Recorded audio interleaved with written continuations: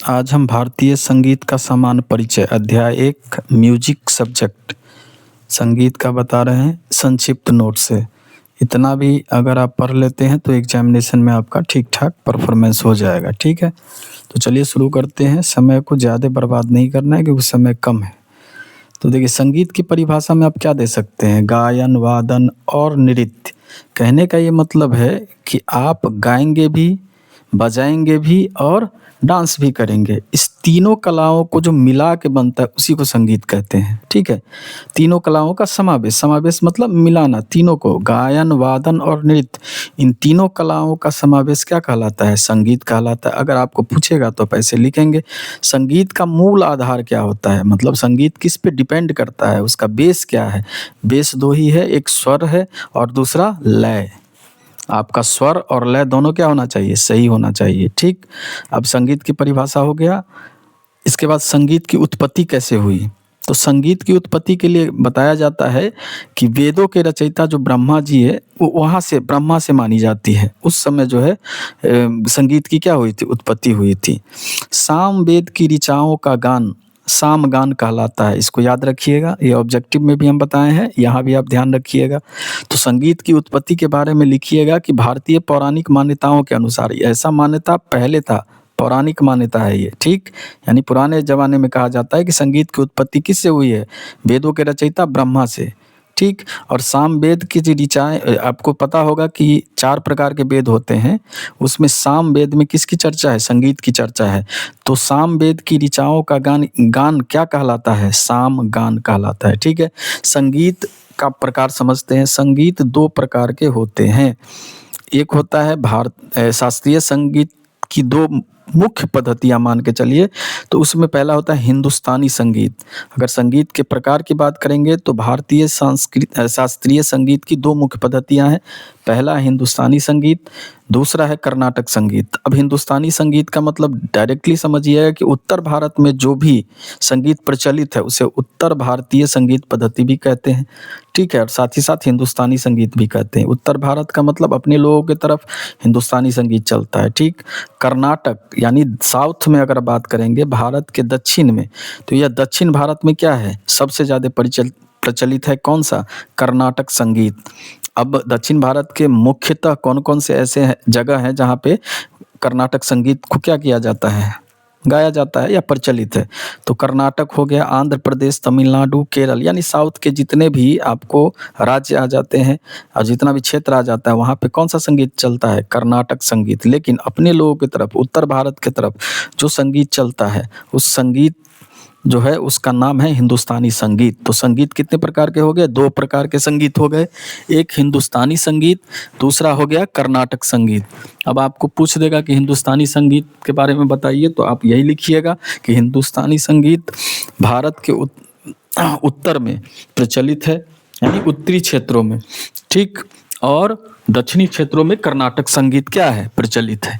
ठीक, संगीत के मूल तत्व को समझिए। अब संगीत किन-किन एलिमेंट्स पे डिपेंड करता है, कौन-कौन सा एलिमेंट संगीत में होता है? ठीक, इसमें देखिए नाद है, वह ध्वनि जो नियमित और मधुर हो।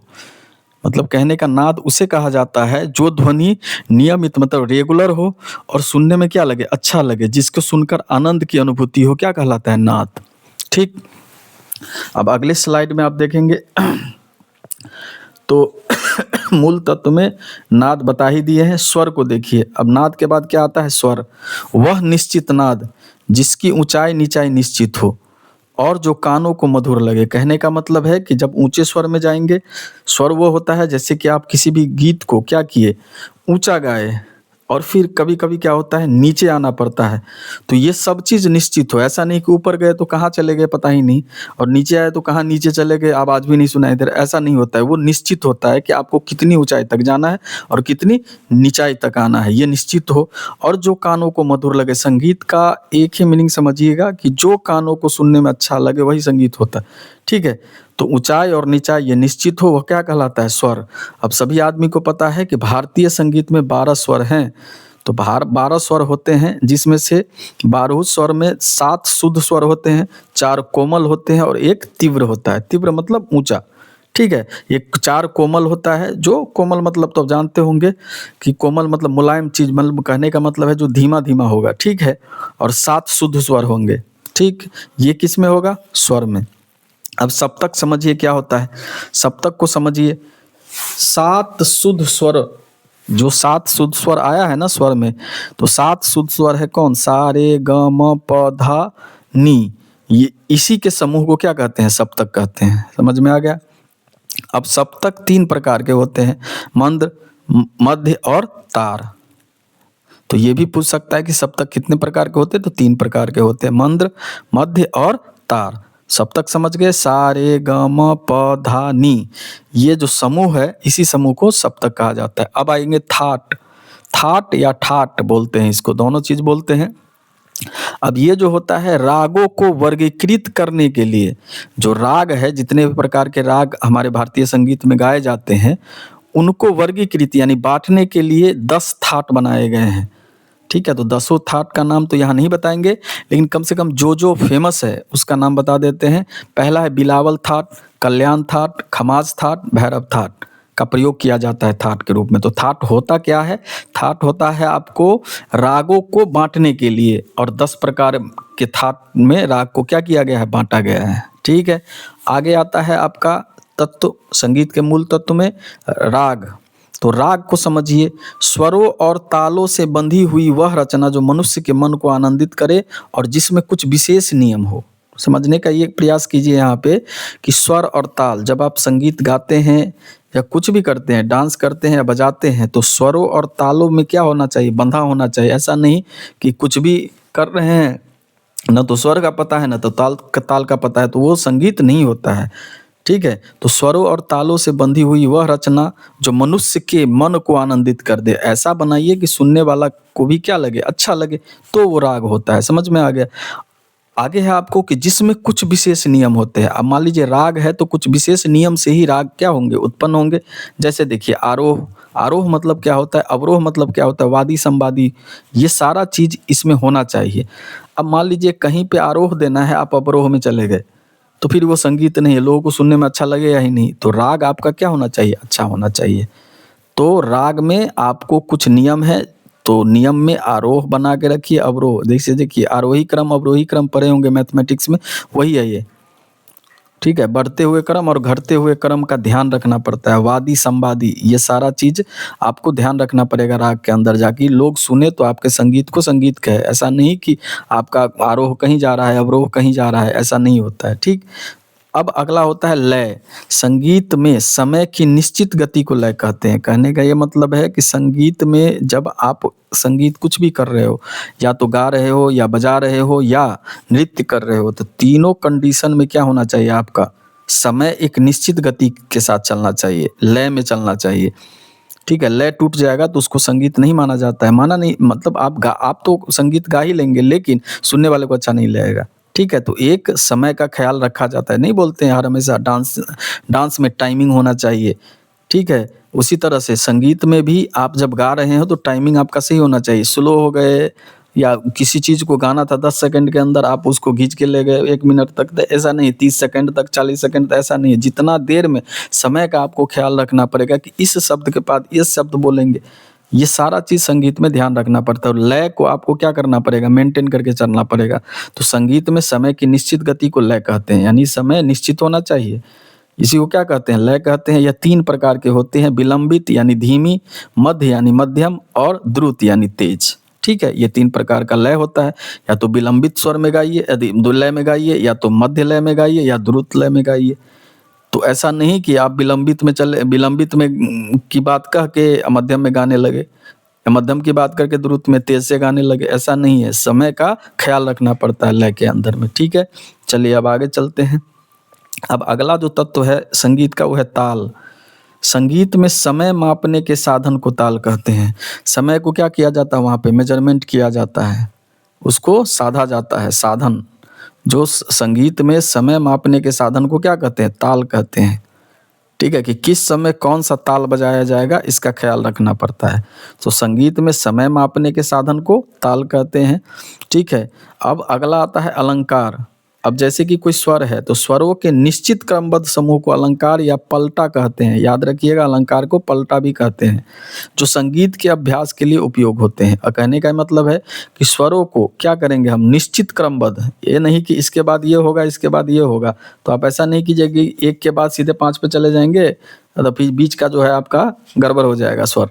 ठीक है, तो स्वरों के निश्चित क्रमबद्ध समूह, एक निश्चित क्रमबद्ध होगा, एक के बाद एक के बाद एक, उसी समूह को अलंकार या पलटा कहते हैं, जो संगीत के अभ्यास के लिए, जब आप संगीत सीखेंगे तो अभ्यास करने के लिए जरूरी होता है।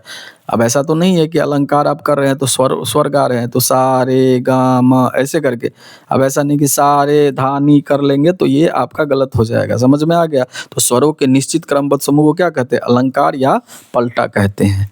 चलिए अब आगे चलते हैं ऑब्जेक्टिव क्वेश्चन की तरफ। इतना ही कॉन्सेप्ट था, शॉर्ट नोट है, इतना भी पढ़ लेंगे तो आप अच्छा खासा लिख सकते हैं। और दूसरी बात कि ये जितना बताए हैं उसको आप अपने अनुसार जितना लिखा हुआ है उतना लिख लीजिएगा, और साथ ही साथ उतना को ही पढ़ लेंगे तो आपको जो भी क्वेश्चन पूछेगा आप जवाब आराम से दे सकते हैं। अब 40 ऑब्जेक्टिव लेके आए हैं, आप ये ऑब्जेक्टिव कर लीजिए, ये वेरी वेरी इंपॉर्टेंट है और ये परीक्षा में आने का ज़्यादा चांस है। ठीक है, तो चलिए प्रश्न पहला देखिए आप क्या है, गायन वादन और नृत्य के समावेश को क्या कहते हैं, संगीत, जो हम बता चुके हैं।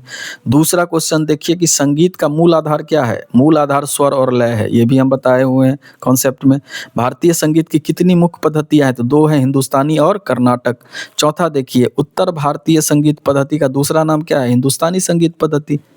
उत्तर भारत में हिंदुस्तानी संगीत जब बता रहे तो पता है कि उत्तर भारत में गाया जाता है, और दक्षिण भारत में कर्नाटक संगीत पद्धति गाया जाता है। तो ये दोनों क्वेश्चन है, चौथा और पांचवा, कि दक्षिण भारतीय संगीत पद्धति का दूसरा नाम तो कर्नाटक संगीत पद्धति। उत्तर भारतीय संगीत पद्धति का दूसरा नाम हो जाएगा हिंदुस्तानी संगीत पद्धति। और पांचवा क्वेश्चन है दक्षिण भारतीय संगीत पद्धति का दूसरा नाम क्या हो जाएगा, कर्नाटक संगीत पद्धति। अब छठा क्वेश्चन है, ये भी बता चुके थे कि साम वेद की ऋचाओं के ज्ञान को क्या कहा जाता है, तो सामगान। ठीक, आगे आइए, सातवां क्वेश्चन देखिए, वह नियमित और मधुर ध्वनि जो आनंद दे क्या कहलाती है, नाद। नाद के परिभाषा में बताए हुए थे, जो मधुर लगे, जो नियमित हो, रेगुलर हो और अच्छा लगे, उसे क्या कहते हैं, नाद कहते हैं। आठवां क्वेश्चन है कि भारतीय संगीत में कुल कितने स्वर माने गए, तो 12, ये बताए हैं अभी। नौवां क्वेश्चन है कि शुद्ध स्वरों की संख्या तो 7 होती है। 10वां क्वेश्चन है विकृत स्वरों की संख्या कितनी होती है, तो उत्तर में 5 है। याद रखिएगा, विकृत जो किसी भी स्वर में क्या पैदा कर दे, विकृत पैदा कर दे। विकृत मतलब आप समझ के चलिएगा कि उसमें त्रुटि पैदा कर दे। वो क्या, कितने है वो विकृत स्वर, तो 5 है। 11वां क्वेश्चन है, वह विकृत स्वर जो अपने शुद्ध स्थान से ऊपर होता है क्या कहलाता है, तीव्र। अब ऐसा विकृत स्वर जो अपने शुद्ध जो स्वर हैं, जितने हम बताए हैं आपको 7 शुद्ध स्वर, उससे क्या, उस स्थान से ऊपर होता है तो क्या कहलाता है, तीव्र। अब जैसे सारे गम कर रहे हैं और एगो बीच में पी कर दिया तो गया वो विकृत स्वर आ गया, वो तीव्र हो जाएगा। सारे का आपका स्वर जो होगा वो नीचे हो जाएगा, तो 11वां का आंसर क्या हो जाएगा, तीव्र। अब 12वां क्वेश्चन है कि वह विकृत स्वर जो अपने शुद्ध स्वर के नीचे हो जाए तो कोमल हो जाएगा वो। अब मान लीजिए सारे गामा जिस स्वर में बज रहा है, अब उससे नीचे हो जाइएगा तो बहुत कोमल हो जाएगा, बहुत छोटा हो जाएगा, अब पता ही नहीं चलेगा उस स्वर के बारे में। ठीक है, 13वां क्वेश्चन देखिए, कितने स्वर कोमल होते हैं, याद रखिएगा 4, रे गा धा नी। ये इसको याद रखिए, पूछेगा आपको कितने स्वर कोमल होते हैं, तो 4 स्वर कोमल होते हैं, रे गा धा नी। 14वां क्वेश्चन है कितने स्वर तीव्र होते हैं, तो 1, म बहुत तीव्र होता है। ठीक है, अब आइए 15वां क्वेश्चन देखते हैं, 7 शुद्ध स्वरों के समूह को क्या कहते हैं, सप्तक, ये बता चुके हैं। सप्तक कितने प्रकार के होते हैं, तो 3 प्रकार के, ये भी बता चुके हैं, मंद्र, मध्य और तार। 17वां क्वेश्चन है, धीमी गति वाले सप्तक को क्या कहते हैं, मंद्र सप्तक, बहुत मंद। ठीक है, धीमी गति से बजेगा। सामान्य गति वाले सप्तक को मध्यम सप्तक कहते हैं, जो सामान्य जनरली बजाया जाता है। लेकिन तीव्र गति वाले सप्तक को क्या कहेंगे, तार सप्तक, जब तीव्र में बजेगा तो, ऊंचा में बजेगा तो। 20वां क्वेश्चन है कि रागों को वर्गीकृत करने के लिए किसका प्रयोग होता है, थाट। ये थाट के परिभाषा में हम आपको बता चुके हैं। 21वां क्वेश्चन है कि थाटों की कुल संख्या 10 है, जिसमें 4-5 का नाम हम बिलावल, भैरव ये सब बताए हैं आपको। ठीक, तो थाटों की कुल संख्या कितनी होती है, 10। 21वां क्वेश्चन था ये। 22वां क्वेश्चन है कि संगीत में समय की निश्चित गति को क्या कहते हैं, लय कहते हैं। आप संगीत में जब एक गति, एक मोशन में जब आप गाते हैं, वो निश्चित होना चाहिए। ऐसा नहीं कि अभी गा रहे हैं कुछ लय में, कुछ अलग लय में चले गए तो लय का क्या हो जाएगा, आप गड़बड़ हो जाएगा। तो संगीत में समय की निश्चित गति को क्या कहते हैं, लय कहते हैं। 23वां क्वेश्चन देखिए, लय कितने प्रकार के होते? 3 बताए हैं, विलंबित, मध्य और द्रुत। ठीक है, याद रखिएगा, ये सब डायरेक्ट पूछता है। 24वां क्वेश्चन है आपको कि स्वरों के क्रमबद्ध समूह को क्या कहते हैं? तो अलंकार कहते हैं या पलटा कहते हैं। ये तो लास्ट में बताए ही थे कि स्वरों के क्रमबद्ध समूह को क्या कहते हैं? क्या कहा जाता है? अलंकार। ठीक है, राग में लगने वाले 25वां क्वेश्चन देखिए, राग में लगने वाले सबसे महत्वपूर्ण स्वर को क्या कहते हैं? वादी स्वर। राग में सबसे महत्वपूर्ण कौन लगता है? वादी स्वर। ये याद रखिएगा। 26वां क्वेश्चन है कि राग में वादी के बाद दूसरा सबसे महत्वपूर्ण स्वर कौन सा होता है? तो संवादी स्वर। वादी संवादी दो होता ही है, तो मान लीजिए सबसे महत्वपूर्ण वादी स्वर हो जाएगा 25वां क्वेश्चन के अनुसार। 26वां में देखिए कि उसके बाद कौन सा महत्वपूर्ण होता है? तो संवादी स्वर। वादी और संवादी दो स्वर के बारे में चर्चा किए थे। अब 27वां क्वेश्चन देखिए कि संगीत परिजात ग्रंथ के रचयिता कौन थे? पंडित अहोबल। ये याद रखिए, क्वेश्चन पूछ देगा आपको कि संगीत परिजात ग्रंथ के रचयिता कौन थे? तो संगीत परिजात ग्रंथ के रचयिता थे पंडित अहोबल। ठीक। 28वां क्वेश्चन देखिए, संगीत रत्नाकर ग्रंथ के रचयिता कौन थे? तो पंडित सारंगदेव। ठीक है, 28वां क्वेश्चन देख लीजिए क्या दिया हुआ है, संगीत रत्नाकर ग्रंथ के रचयिता कौन थे? अब संगीत रत्नाकर एक ग्रंथ है, जैसे आपको एक ग्रंथ 27वां नंबर में बता रहे हैं संगीत परिजात ग्रंथ, तो ये कौन लिखे थे? पंडित अहोबल। ये पूछता है बच्चा, इसको याद रखना है। 28वां क्वेश्चन है संगीत रत्नाकर ग्रंथ के रचयिता कौन है? पंडित सारंगदेव। और 29वां क्वेश्चन है आपको कि किस ग्रंथ में वीणा के तार पर स्वरों की स्थापना का वर्णन है? समझ गए, वीणा के तार पे किसकी स्थापना किया गया? स्वर। तो किस ग्रंथ में है ये? संगीत परिजात में, जो 27वां नंबर पे चर्चा की थी। तो 29 क्वेश्चन हो गया। अब आइए 30वां क्वेश्चन, नाद के कितने प्रकार होते हैं? तो 2। नाद 2 प्रकार के होते हैं, आहत नाद और अनाहत नाद। याद रखिएगा, आहत नाद और अनाहत नाद। जब आप फुल कोर्स करते तो इसमें सबका हम परिभाषा बताते, लेकिन फिलहाल समय नहीं है, इसलिए पढ़ लीजिए। ठीक है ना, इससे भी आपका नंबर अच्छा आ जाएगा, ऐसा कुछ नहीं है, मेन चीज दिया ही हुआ है। नाद के कितने प्रकार होते हैं? तो 2, आहत नाद और अनाहत नाद। 31वां क्वेश्चन है कि संगीत में प्रयोग होने वाला नाद कौन सा है? संगीत में जो प्रयोग होता है वो होता है आहत नाद। कौन सा संगीत में प्रयोग किया जाता है? किस नाद का? आहत नाद का। अब 32वां क्वेश्चन आप देखिए, 32वां क्वेश्चन है कि राग का मुख्य उद्देश्य क्या है? राग क्यों संगीत में डाला गया? तो श्रोताओं को क्या करने के लिए? आनंदित करने के लिए, यानी रंजन, यानी मनोरंजन देने के लिए। श्रोता क्या होंगे? आपके राग को सुन के क्या होंगे? आनंद महसूस करेंगे। इसीलिए राग का मुख्य उद्देश्य यही होता है संगीत में। 33वां क्वेश्चन है कि किस प्राचीन ग्राम का कालांतर में लोप हो गया? ऐसा कौन सा ग्राम था जो कालांतर मतलब अभी के काल में क्या हो गया है? लोप। लोप मतलब मिट गया है। वो कौन सा ग्राम था? तो गांधार ग्राम। समझ में आ गया? गांधार संगीत को क्या किया गया? अभी समाप्त कर दिया गया है। 34वां क्वेश्चन है, 2 स्वरों के बीच बिना टूटे जाने को क्या कहते हैं? मान लीजिए 2 स्वर है, सा रे गा, सा रे लिए और बिना टूटे, सा फिर र बोले तो बीच में टूटना नहीं चाहिए, सा रे ऐसे आएगा, तो उस बिना टूट के जाने का 2 स्वर में उसको क्या कहा जाता है? मिंड। मिंड बोलते हैं। याद रखिए, क्वेश्चन पूछा गया अभी पहले। अगला देखिए 35वां क्वेश्चन, छोटे कण यानी स्पर्श को क्या कहा जाता है? उसको कहा जाता है कण। ठीक है, उसको क्या कहा जाता है? कण। छोटे कण यानी स्पर्श किसी को कर दिए तो क्या कहेंगे? जैसे सारेगामा कर रहे हैं, थोड़ा सा स्पर्श हो गया तो कण कहलाता है। ठीक है, 36वां से 40वां तक इसमें है। देखिए 36वां क्वेश्चन है, द्रुत लय की दुगुनी गति को क्या कहते हैं? अगर लय द्रुत है तो उसका 2 गुना कर दिया जाए तो उसको क्या कहेंगे? दुगुन। क्या कहेंगे? दुगुन।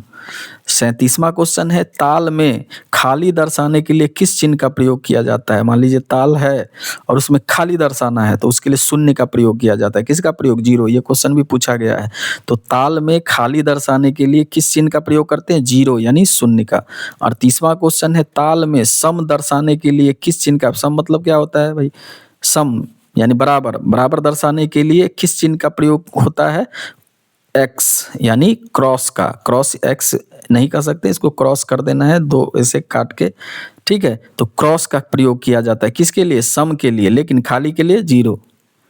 अब अगला क्वेश्चन है, भरत मुनि ने अपने ग्रंथ में कितने रसों का वर्णन किया है? तो भरत मुनि ने अपने ग्रंथ में कम से कम 8, कम से कम क्या कर सकते हैं? 8 ही आपको रसों का क्या किया गया था? वर्णन। किस में? भरत मुनि में। राग कितने कितने रसों का, रस है राग नहीं है, कितने रस का प्रयोग किया था? 8 रस का। ठीक है, 8 रस बोला जाता है।